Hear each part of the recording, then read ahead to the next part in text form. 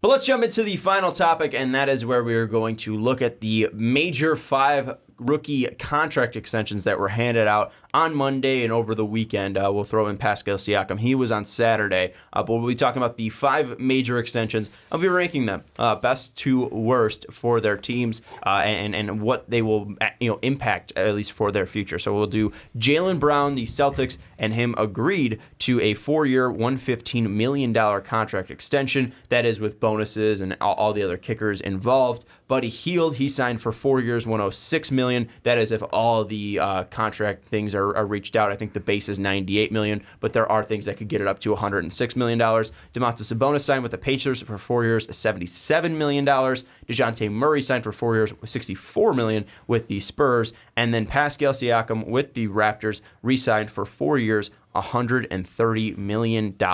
So let's start off in Boston. The guy that got the most and was at least the highly prolific, wasn't the most because Pascal Siakam got 130, but the guy that was at least at the top of the draft and got the most money, at least, out of those players was Jaylen Brown, 4 years, $115 million. Let's talk about it. What do you think first when you hear that deal reported, 4 years, $115? What was your first thought about Jaylen Brown and his extension? It's a lot of money for a fourth option. There's a lot of money for the fourth option. Is he a fourth option, though? I mean, would you not say Kemba Walker, Gordon Hayward, and Jason Tatum are... I think the Hayward thing's arguable, but it's gone. Definitely Tatum and Walker before him. The way I looked at this the first time I saw it was like, well, Gordon Hayward's probably going to be gone. And the reason why I say that is his, let's say, even if he does take the option. Because why wouldn't he? He's at $34 million. Yeah. After he's gone, where's that money going to go? Oh, yeah, it's going to go to JT. Because JT is the next one that's going to get paid. Right. And if they give the money... I think we're talking more about this year. Yeah, I know. But, like, for me, I was thinking more of, like, this year it doesn't change a thing. Like, the only thing it changes is Jaylen Brown may not have a chip on his shoulder the same way he would have if he came in with no without contract. Yeah, I mean, he's still going to prove something because a lot of people doubted him. He had the hand injury early last year, kind of set him off. But I think it would have been different. And yet again, we got to see how, because Celtics haven't played a game yet. I am assuming it's going to be a little different. And if he came in without that contract, for me, this contract says everything about the future of like, all right, how do you, like, you can't keep Gordon Hayward if you're going to lock down Jason Tatum. And I'm assuming the plan is to, okay, let's get now Jason Tatum his money because we got Jaylen Brown his money. Yeah, I don't think there's going to be any hesitation whether the Jaylen Brown thing was done or not to get Jason Tatum extended. Yeah. I know he had a very, a sophomore slump at least last year, but I don't think anyone's doubting that he does still have a very high ceiling for his potential. I think the most shocking thing, though, is that it was given out in general because the talk that it was going to be a max deal, and I think it missed the max deal by like $12 million for Jaylen Brown. That's just Danny Ainge being, what's the word I'm looking for? Spiteful, kind of like, oh, you want that max? Well, I ain't going to give you the max. It's going to be just shy of it. I mean, I'd say trying to be a decent negotiator, but... Yeah, I mean, that's a good GM. I think he's even still overpaid for this. Yeah. I mean, Jaylen Brown, he's not a guy that is massively exciting to me, and you signed a guy that you drafted highly for, and we said that was a reach at the point that when you drafted him, he was the 3rd pick, I think, in that draft. Extremely raw out of UCLA. Yeah, Cal. When we were putting him in, come on, Dave. Played with Ivan kind of Robb. California, and it was like played with Ivan Robb. He's a Marshawn Lynch and an Aaron Rodgers guy more than a Josh Rosen. You're guy. Right. You're right. Or more of a less of a Jordan Farmar and more of a I don't know any other Cal basketball players guy. Do I know any Cal basketball guys? I'm sure you do. Jaylen Brown. Yeah. Ivan Robb. And that's where the list ends. I'm sure there are Jason Kidd. Ryan Anderson. Jason Kidd. Good old Jason Ryan Kidd was Anderson. a Cal. Mm-hmm. Jason Kidd was a Cal guy. But yeah, boom. I remember that draft because we got roasted quite a bit. Yeah, and because we're like, guess what? He's a raw player who can't create for himself. He can't shoot very well, and he's just athletic. And guess what? He does real well right now. He's an athletic slasher. Well, and one thing too is he shoots better than we thought, which is decent. We didn't think he would ever be around 36% for his career, which is true. Yeah. So he has improved that, and he has been a good 3-and-D player. And he's much better defensively than I think we gave him credit for coming out. He is a good defender, and he's a good shooter from the outside. I don't know if he's a good shooter from the outside yet. I mean, his free throw percentage to where it was, and then I feel like he got streaky at times. So I wonder, and he'll have a lot to prove. He was a good shooter after he came back from his injury. I think he can be a good shooter. He might be already. You know who was a Cal Golden Bear? The next future coach of the LA Lakers, Jason Kidd. He said that like Did you? 10 minutes ago. I didn't hear it. I heard Alan You Crabb. yelled. No one said Alan Crabb. Oh, I thought I heard. I thought I heard Ryan Alan Anderson, and he's like, I was before that, screaming he was Jason screaming Kidd. Jason Oh, Kidd. I didn't hear you scream Jason Kidd. But yes, Alan Crabb is also a basketball alum God of almighty. Cal. I was so into like who came out of Cal. Point being, he's a better prospect than we expected. That's awesome because he was so raw coming out of college. But he also, he's lived up in the biggest spotlight moments too. I think that's also helped his career. Is if you look at his playoff stats, it's night and day. Would you sign Ricky to the max? Because No. I wouldn't. No. Come on. That is Bush League right there.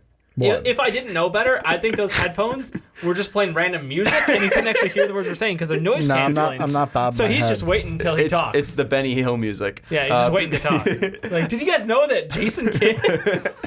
Anyways, I just think with the Jaylen Brown stuff, I think it comes down to they value the wing position so much. Oh, yeah. They give Gordon Hayward a ton of money, and obviously a lot of the reason why it didn't pan out was because of his injury. But they gave him a ton of money, and it didn't work out. They're giving Jaylen Brown a ton of money, and I don't think it's worked out so far. And obviously the extension is for 4 years, so we still have 4 years to see what he's going to turn into. But I think they're overvaluing him because he plays the wing position, where the wing is probably the most deep position in the NBA right now. You can find guys that can play decent defense or find guys that are good three-point shooters. They're probably looking at him that he is a good package of both, that he is a guy that shoots 36% over his career from three and plays good defense. But I don't think he's elite at either of them. You can get a guy who is an elite defender at the wing position and an elite shooter, and yeah, you might not be able to play those guys at the same time, but you have a coach for a reason. You have guys that can scheme out there. You need to be able to take that money and help this team more with the talent around them. Jason Tatum needs to be at least invested into more. And if you're giving Jaylen Brown this money, I think that kind of takes away from the investment that you can put into Jason Tatum, because you're going to need to get Jaylen Brown the ball. Jaylen Brown the ball. There's too many J's going around. You need to get Jaylen Brown the ball at some point. And I think you're gonna stunt Jason Tatum's development by this contract. And that's what's going to worry me, because you have a premium wing that is better already on your team.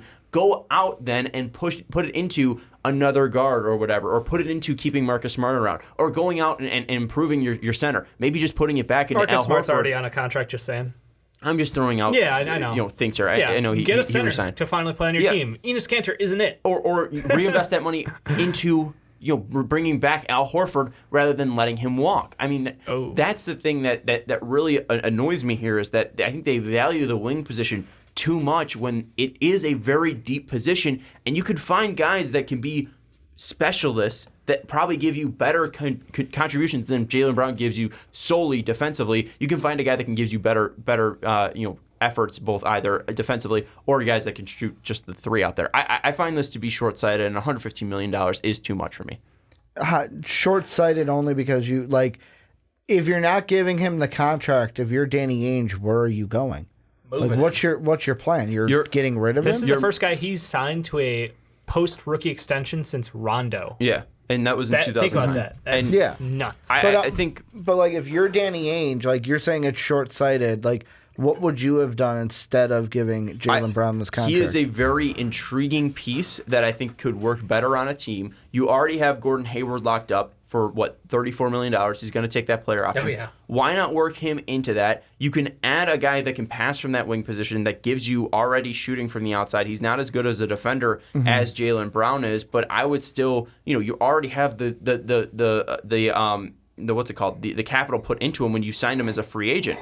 And I think that with Jaylen Brown, you have a more intriguing trade piece than you do with Gordon Hayward. What are you getting from trading Gordon Hayward? What can you actually get for him that a team is willing to give up? What team wants Gordon Hayward? Teams will want Jaylen Brown. So you can help your team by either getting future assets in draft picks, and you could get that too if he walks as an RFA. Yeah. But I just think that I just think that you are probably better off letting him play out his contract, see where he is, and see what the market dictates too. Because another thing is, with this whole China shit, we think that the salary cap is now going to go down. It's got potential. So that we don't know what the actual market is for Jaylen Brown. Let the market demand that, and you might throw out then, oh, what if he goes out and some team throws a max at him? Let him. The Charlotte Hornets. Let them, because then Jaylen Brown's not going to hurt you. So either trade him or let the Hornets then just build up your bench team again and have Terry fucking Rozier and Jaylen Brown out there. I don't care. That doesn't hurt me. And then that way Jason Tatum gets the ball more. We can just let Gordon Hayward walk, and that frees up $34 million. And that way we can put it into upgrading the center position. Enes Kanter become a bench center for us, and we can have a big man that could set screens for Kemba Walker and have screens that set for Jason Tatum. And play defense and rebound. And fill out the team with defensive players. I just think it's short-sighted because I think they're putting too much value into Jaylen Brown because he is young, and they put draft capital into him. See, I don't. And that draft capital could have been spent on like an Anthony Davis that we know Danny Ainge wanted. It's not, to me, it's not short-sighted because you signed Kemba Walker this year, right? This past offseason. Do you think Kemba signed with the Celtics to say, woo, let's get that draft capital, get the young kids in there, let's develop them? No. Kemba wants to make a run. Their contracts now line up to where even if Kemba opts out of his player option year, you still have Jaylen Brown for one more year. Jason Tatum, when he gets his extension, I'm assuming it's going to be a year from now when Jason Tatum gets it. I don't think he's going to play his contract year out. Then you'll have Jason Tatum the extra year after Jaylen Brown. And you ask, what do teams want from Gordon Hayward? Even if they're trading him in the offseason, cap relief. And what they can get from a team that maybe there's a team that's got veterans that can be like bench veterans for this team for like, hey, like they're going to add to our team. I understand that Gordon Hayward is he's not untradeable. Yeah. I'm not saying that, but who has more trade value, Jaylen Brown or Gordon Hayward? Yeah, but it's what you're looking for. That was my argument. Yeah, but it's what you're looking for. I don't think the Celtics team is looking like Danny Ainge ain't looking to hoard the draft picks now. He absolutely is. No, he always has. He always is. He's done it. That's the problem. And has it worked?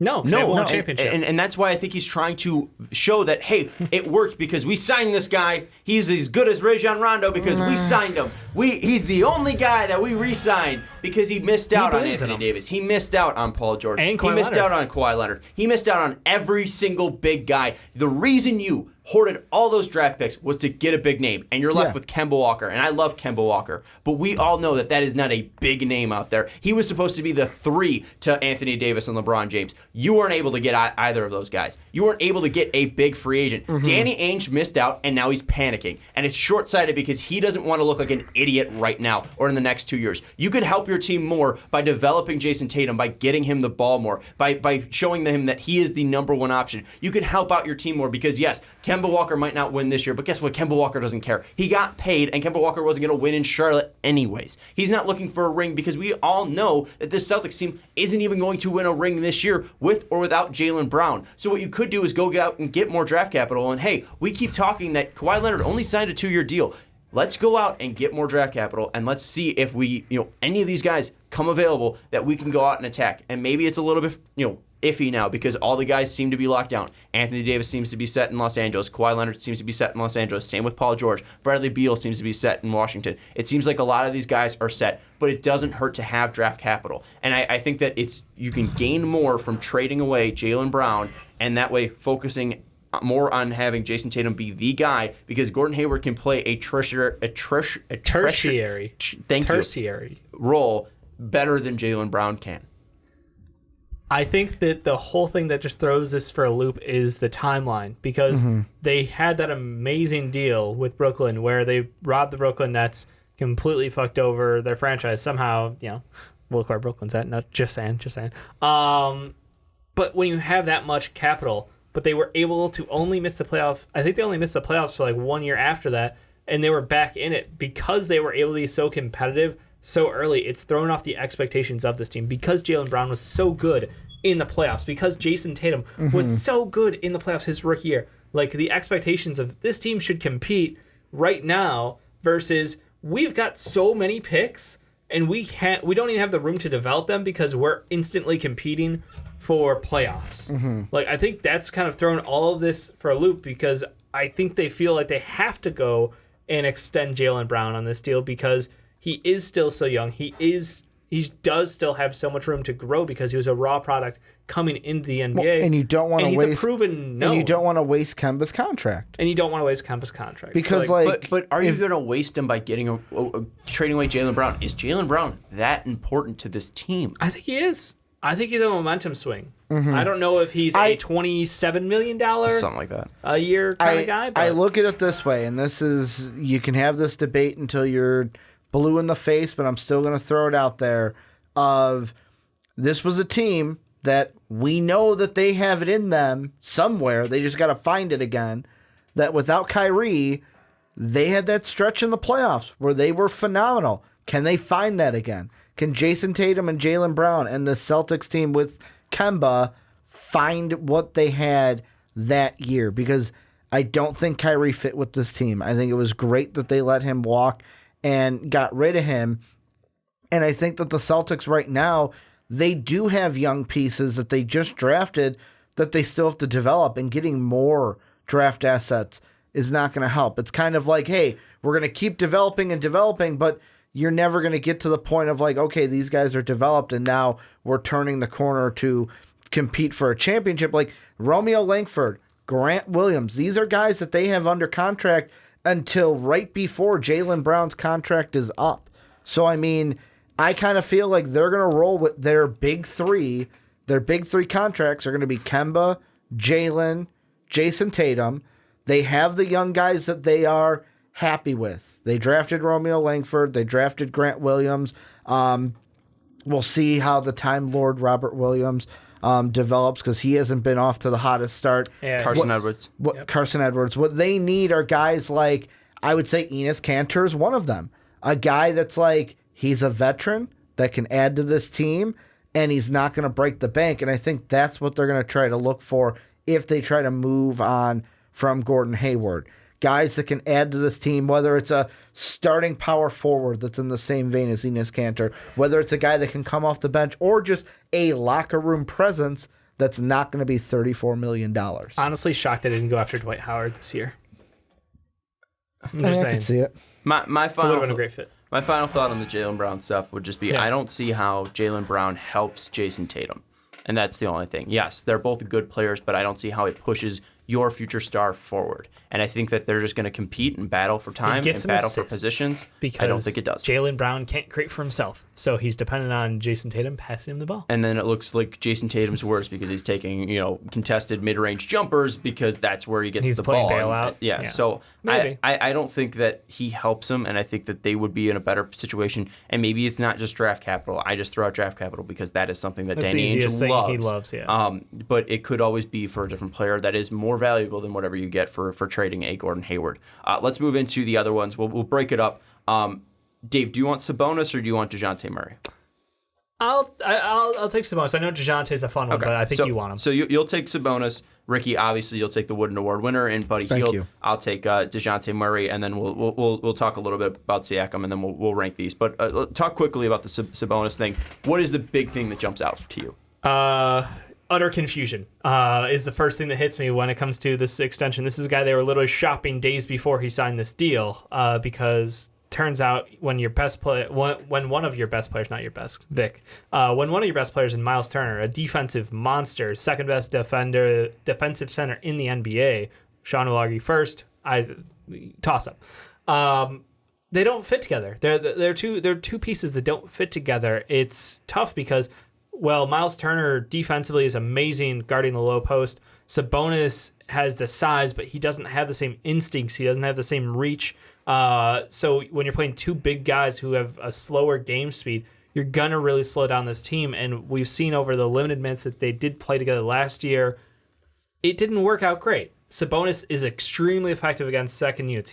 There's a reason why he was right behind Lou Williams, between that Lou Williams, Montrezl Harrell selection for Sixth Man of the Year. He abused second unit centers because he does something unique where he's able to pass at a low post, but he also is a very strong scorer there as well.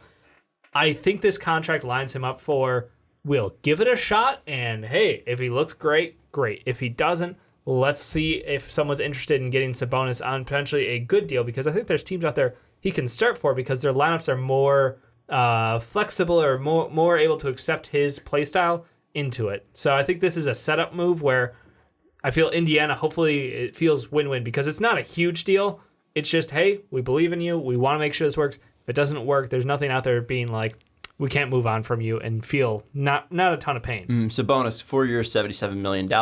Buddy Hield, 4 years, $106 million. Ricky, what's the big thing that jumps out to you? You know, on the Kings side, I like this because you lock down Buddy Hield. And the thing that on the Kings side, I like this, where the most confusing side is the Buddy Hield side because, yes, it's filled with incentives like finishing in top 10 3-point shooting, playoff experience. There's also on Spot Rack, it says $12 million unlikely incentives, whatever the hell that means. I want to say there was something about maybe a finals. Yeah, like so, like it's unlikely maybe we make the finals, like something like that. Something or in that unlikely you win the MVP, but you're an MVP. That shit like that.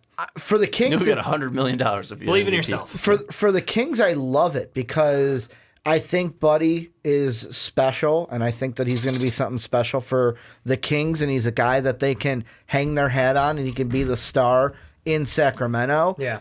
And the thing that's great about it is, if I feel like he's going to be up for a really good year this year, to where if he would have played out on a contract year, they'd be giving him more money. And now that they do it now, they give him less money than they would have. That's why I'm confused on the Buddy Hield side, because I almost would have wanted him to take the Fred VanVleet route. Bet on yourself. Play with a chip on your shoulder. Earn that extra dough.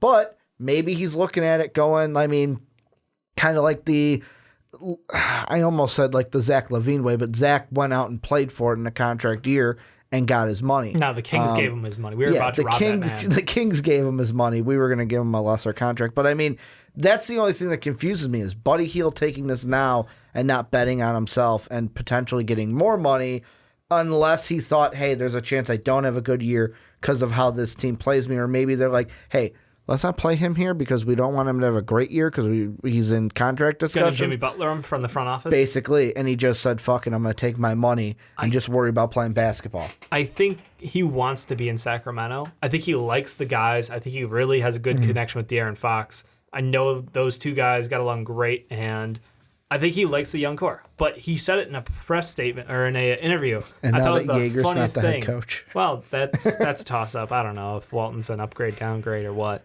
But the fact that he was like, who's the last person who signed in free agency to Sacramento? Who wants to come here? Like, he blatantly called them out on the fact that He sounds like me. we're not an attractive team to players in the NBA, even though we're in the right state.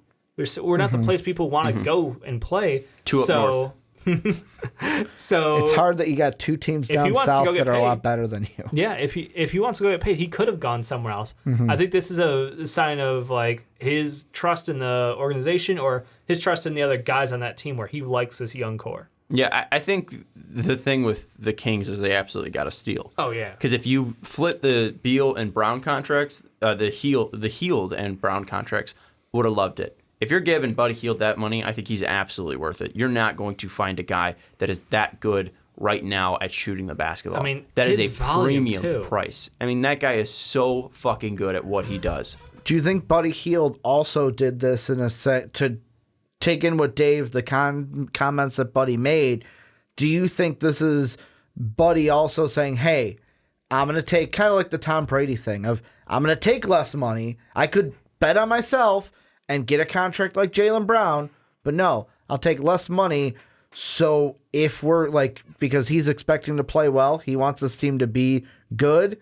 Hey, we have now extra room so we can get somebody else, get someone in here so that we can compete in this Western Conference. You're doing too many mental gymnastics here. I think they'd be fine with bird rights and all that stuff. I'm saying they can like, go over the cap and all that Buddy stuff. is thinking like, hey, I want to get somebody in. Like, I want to get players in here to help us. No, I know what you're saying. I think it's you're doing too much stretching there. I don't think he's thinking about that. And even then, I think they still have the ability to have a max, even if they extended Buddy, De'Aaron, and then if they got rid of hasn't been tossed up yet. And then I think that if they got rid of Barnes. So I think if they just had those two extended, they would still be able. And the Bogdan is going to be up as well, but he's not going to get a max. And he's not going to get a max, but he didn't get an offer, which is interesting.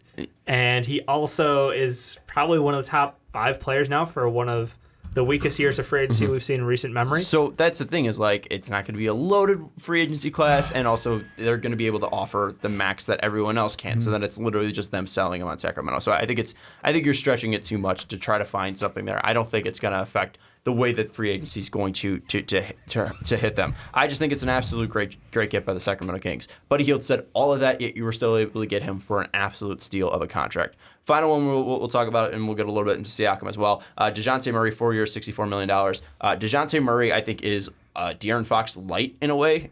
Very good with the ball, can be a very skilled passer. Not as fast as De'Aaron Fox is, not as athletic as he is, but defensively, he is a monster. He's a long boy. He can guard people straight up, shut them down no matter what. But he also has that De'Aaron Fox in him that he is aggressive and he will go for steals and he will overplay his matchups. But he does it in a very much better way. So I think there's very similarities in their games. And if you're telling me you can get De'Aaron Fox for 4 years, $64 million, that's an absolute steal. That's what DeJounte Murray got. And yes, you're not going to do that because De'Aaron Fox can shoot. But I think Murray still has some hope. Oh, absolutely, there's hope. But I mean, like, De'Aaron Fox, if Jaylen Brown could shoot, but if Jaylen Brown could shoot 36% from 3, DeJounte Murray can, and I think that Murray's shot isn't broken at all. No. We look at the free throw stuff; it's around 70%. But even the shot itself, there's no hitches. There's no like. It's but he's very fluid. comfortable going, attacking the basket, and that little mid-range floater that he uses quite a lot. He's not going to be like De'Aaron Fox because De'Aaron Fox has a more fleshed out game, and also De'Aaron Fox was picked 5th overall, where DeJounte Murray was picked 27th or something like that. Yep. It's an absolute steal for the Spurs. And they keep doing this? You have an absolute cornerstone of your franchise now locked up for 4 years because you don't know what's going to happen with DeRozan. You don't know what's going to happen with LaMarcus Aldridge. But this is a guy that's going to be locked up for your franchise for the next, I think, 5 years. So that is an absolute huge steal for them. $64 million is a steal. And now it opens up their ability, once DeRozan comes off the books, once Aldridge comes off the books, to possibly make plays in free agency. We don't know. I mean, I can't remember the last big free agent they signed, but maybe now is the time for them. 6-year-old Paul Gasol? I guess it would be LaMarcus Aldridge. Yeah, no, it's definitely LaMarcus. But one last caveat to that. The contract has to be that low because of his injury, right? Like, that's the only excuse I can find to why you would pay so little for someone who early in his career already is all defense second team. I mean, wow. But that injury, hopefully it's a one and done thing, and he's able to stay healthy. It was a torn ACL, which I mean isn't great. We just got done talking meniscuses. But we've seen so many guys come back off that injury, and I don't think there's been any concerning reports so far about him coming back. And if anything, it's all hype about him coming back. Absolutely. So I think it's an absolute steal for him. Take a gamble. Do you think that this is because Dave makes a good point? Yet again, I threw it out with Buddy Hield. Like, if you're DeJounte Murray, why not bet on yourself? Hey, I can be healthy this year and get more money. Or is this like, do you think any thought was in his head of like, yeah, but what if I get re-injured? Then I'm kind of screwing myself. Let's just take the contract here, and then I at least get my money and I get locked down. For him, I don't think it's a horrible idea to take that money for what you said. Do you think the thought of re-injury though entered his mind with this and might have probably swayed him towards? That's why I don't think I could say it's a bad idea. You just hurt yourself, but you can guarantee that you're going to get $64 million. I also think that part of it was probably due to the negotiations of being like, do what's best for the team. Because that team has that culture. and he grew up on that team. So And it seems like he's bought in as well. Yeah. It seemed very well that he's just locked on to Pop, and he's been a guy that's gotten minutes right away because he's bought into the no, he the didn't whole get culture. minutes right away. Well, no, but like he's He learned his lesson on for the a bench. sophomore, like that's the thing. No, like, he got the reins as a sophomore. I mean, It's incredible. I think part of the reason why he didn't get the playing minutes right away in his freshman year was they still had Tony, they still had Manu, but along with that too is he wasn't a high draft pick. Yeah. So he had to work his way. expectations. He worked his ass off, got those minutes, and now got rewarded for it. Final one is Pascal Siakam, 4 years, $130 million. Any issues with this? They had to do it.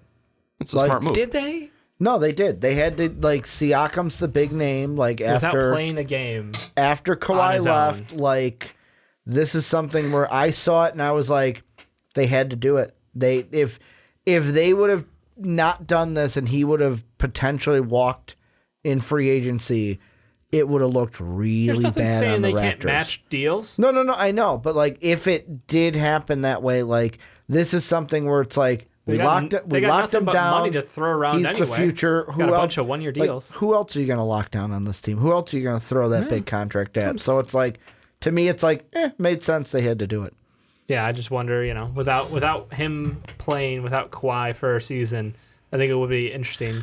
We already went over this though. I know. that his numbers didn't change without Kawhi. He actually played better. Yeah, so like I don't see the issues here because like. So why would he sign here's- it now when he could get more money next year, right? So you're saying you don't like it Because from they his may not standpoint? be. They may not be as high as I don't know a seed. because he was a second round pick, right? No, he was a first round pick. Oh, he was? He was like Okay. 28th, I think.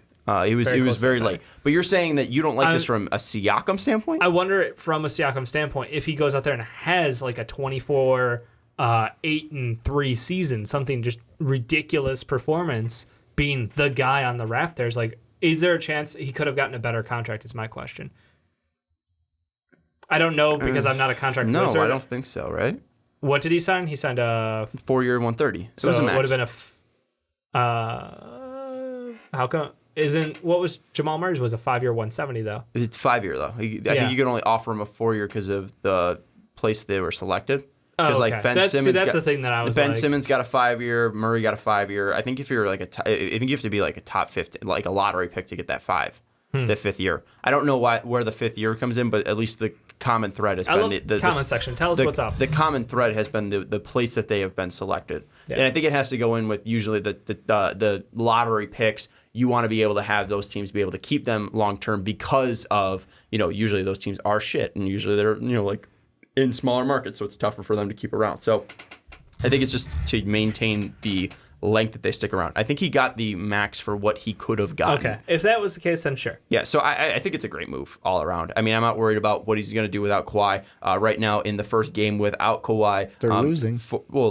It's halftime and they're down by 5. But he's 4 of 10 from the field, 0 of 1 from 3, but 8 of 8 from the line. He's already got clamps on. He's already got 9 boards. He's got 16 points. So I mean, like That's what I'm saying. At he's playing halftime, pretty damn well. 16 and 9. Yeah.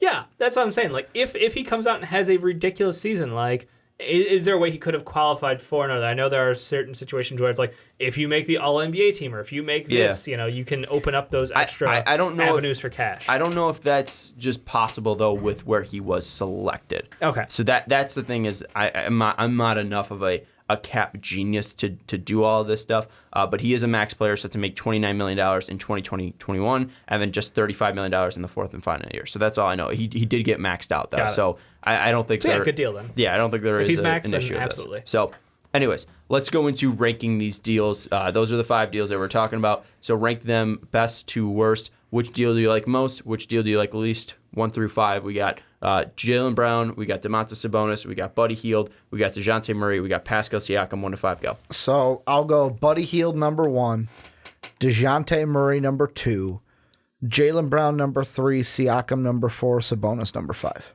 Why Sabonis 5? Just because, like Dave said, it's you were trying to shop the guy. He doesn't fit necessarily next to, because Miles Turner's the guy you're keeping. Like, he doesn't really fit next to him.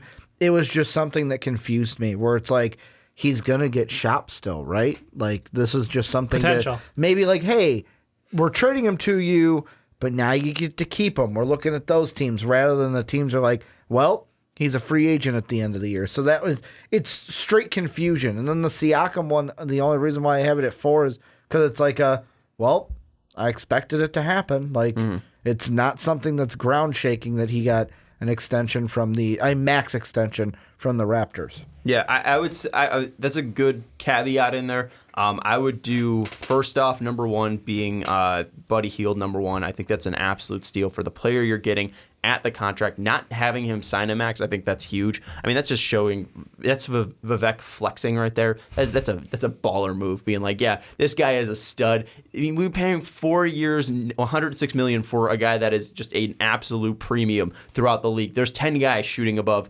40% from 3 that are taking over 5 a game. He's one of them. He is a guy that is a lights out shooter. We're talking about him big like Steph, or was it? It's big like Clay, shoots like Steph. So you get that guy for 4 years, 106. Yes, please. Then I would probably put the Siakam second, because yes, that is the max, but again, it's good. It shows the future, and I think that it doesn't hurt the team. It doesn't hurt Siakam at all. It's a good deal all around, and I don't think there's any question marks about it. So I think that's the reason why I put him 2. I don't disagree with your thought process though, putting it 4, because it was kind of just an inevitability. Yeah. 3, I'll put DeJounte Murray. Biggest concern is with the injuries, but if it's not a thing, he could easily be the best steal out of all of these players. Then 4, I'll put Sabonis. I'm not too worried about the whole trade thing, because they're just putting themselves in a situation that now can get more trade value for Sabonis. So I think that's a good thing for this team. And with small market teams, you need to be able to flex every single option. You need to look at every single avenue to help your team out. And that's what the Pacers have always done. That's why the Pacers have been very good throughout my whole entire lifetime, because they are in the Spurs of the East, as close as you can get to that. It was the Hawks before them. The Hawks were. It was the Budenholzer Hawks. Come on. Whatever. But I agree. They have been. They went from the Danny Granger days to Reggie Miller first, because they were still making they were still in they were in the finals in the early 2000s. So it was like the Miller, then the Granger days, and the Jermaine O'Neal days were in the middle. Yeah. So and then they went from that to Granger the Paul George, and then to the Vic. So I mean, it was they transitioned to be a competitive franchise for the last 2 decades. And I think that's just a part of it. I'm not too worried about that. The biggest thing I think is just the lack of cohesion that we did see between Sabonis and Miles Turner. I'm not saying that it's not ever going to work. It definitely can. Yeah. But let's see. There is more question marks with that. Evan, the worst one is Jaylen Brown, without a doubt. Bad contract. I don't like the dollar amount that you signed him for, because just to put this in perspective, when the Bucks did this with Giannis Antetokounmpo, 4 years, $100 million. Different NBA, right? A little bit more money. But I think if you scaled up that Giannis contract, it'd be the same as Jaylen Brown. That's a bad fucking move. Wow. Yeah, I'm not on the same level. I don't think it's going to be as bad as you think it is. Y'all gave a lot of reasoning behind. I'm just going to give you the straight facts then. Buddy Hield, number 1. DJ at 2. Pascal 3. Sabonis at 4 and Brown at 5. The reasons are pretty much the same that you guys have stated. That's the only reason I didn't want to get into it. The only point I did want to make was that after listing all 5 of these, I want to just throw in that little spicy nugget of Jamal Murray, the 5-year 170. Yeah, where would you put him on this list? I would put him because I feel like that's a massive thing. Jaylen Brown. But at the same time, he's the number 2 on a guy who, you guys went into the playoffs last year. He had a fantastic season as the 2nd seed in the tough West. I would go Buddy, DeJounte, Jamal, Jaylen, Siakam, Sabonis.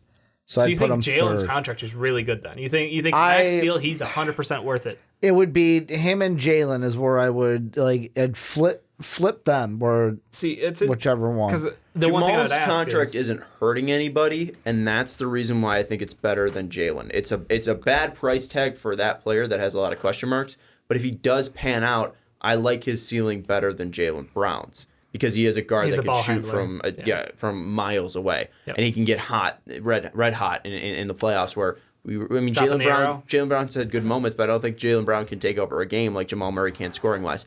I think the other thing too is my biggest issues with Jaylen Brown is how is it going to affect your star? Jamal Murray's just going to help your star in Nikola Jokic. So I really don't hate that move. They seem to be really paired well. Yeah, and I agree. I think the other thing too is it might hurt your abilities to bring back a Gary Harris or Malik Beasley, whatever. Yeah. But I think the trifecta in Denver is going to be Jokic, Murray, and Porter. I think that's what they put them in a position to do. More Bobo. interesting. And I put a him question above Brown, but it's not it's not great. So a question that's unanswerable really is who deserves the max more than Siakam or Murray? Siakam. You think Siakam does? Yeah, he's more of a mismatch, without a doubt. I mean, he's a guy that went to the finals, performed extremely well, and he's a guy that at 6'9" is someone that is very invaluable if he is going out there and affecting the game the way he did last year, but getting more minutes and getting more touches. More touches. I mean, if he's a guy that you don't find guys like that. Yeah, and he can defend 1 through 5 basically. And he's shown that he can be a very unique scorer. So I think that obviously he's not going to be ever Giannis level, but he is in that weird factor of being a big guy that can handle the ball a little bit, that can play pretty decent defense or to even good defense, and can even shoot a little bit. So I think finding a guy that is unique, that's unique, is much more different than Murray. I think they did Murray because he fits well with the star that they currently have. Siakam could be the future. You're hoping Murray somehow pans into like a Dame Lillard type player. That'd be pretty good being top point guard. I don't think he could beat Dame though. No, I'm just saying like in the same mold. Like they athletically, they're similar. Yeah. I think build-wise, they're similar. Dame's a little bit bigger, right? I don't know what the new measurements, man. He seems bigger. I don't know. Dame's probably, but he muscle-wise, you think? Yeah. I think Dame's also better at creating a shot, and he's more consistent. He's more consistent Murray's in his actual 21, shot. right, or 22? 22. Yeah. I don't know. I just think it's interesting. Like if you try to go to that upside of like what is he at his peak? If he could be in the mold of a player, you've got Dame Lillard versus Giannis. I understand the argument. I think it's just tough because I'm so used to seeing Dame with another great guard. Yeah. And then Murray, it's different because they're playing in his more of a system rather than 6'11" Dame being and 300 pounds. Yeah. Well, and also Dame's not playing in a system where those two are. Yeah. So I think it's just tough to picture that. But you're probably not off. Final thoughts? To answer Dave's question, it's a push between Murray and Siakam. They both earned it. The Siakam one, his stats will be there, but is he the guy that you can build the championship team around? I have questions about it. Okay. But with that, I think we are undervaluing what being a competitive team means. And we saw the Raptors be in such dog shit years in the Chris Bosh, the Andrea Bargnani, the post Vince Carter, pre Kyle Lowry, DeMar DeRozan thing. This is just giving you a guy that is 100% stable, and that he is a guy that, since he is so unique, is worth that money because he might not be a number one, but he could be a very deadly number two.